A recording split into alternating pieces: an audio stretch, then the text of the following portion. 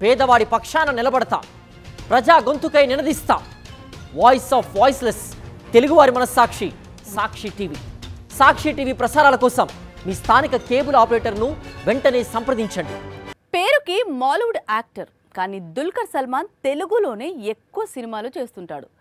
ఇప్పుడు ఇదే దారిలో కన్నడ హీరో రిషబ్ కూడా టాలీవుడ్కు అధిక ప్రాధాన్యత ఇస్తున్నాడు.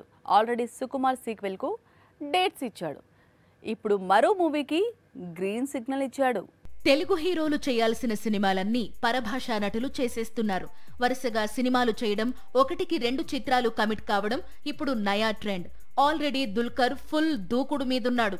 లక్కీ భాస్కర్ తర్వాత ఆకాశంలో ఒక తార రిలీజ్ కు రెడీ చేస్తున్నాడు. ధనుష్ సంగతి తెలిసిందే. సర్ తో హిట్ కొట్టాడు. రీసెంట్ గా కుబేరాతో అంతకు మించిన విజయాన్ని అందుకున్నాడు. త్వరలోనే మరో తెలుగు చిత్రం అనౌన్స్ చేయడానికి సిద్ధమవుతున్నాడు.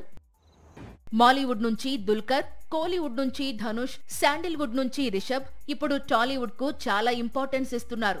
రిషబ్ శెట్టి ఇప్పటికే హనుమాన్ సీక్వెల్ జై హనుమాన్ లో నటిస్తున్నాడు. అందుకు సంబంధించిన అనౌన్స్మెంట్ టీజర్ ఎప్పుడో వచ్చింది.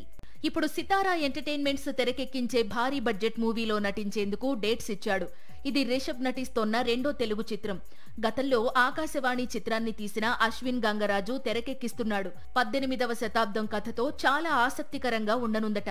కన్నడలో కాంతార సీక్వెల్ మాత్రమే చేస్తోన్న రిషబ్ తెలుగులో మాత్రం 2 భారీ చిత్రాలు చేస్తున్నాడు.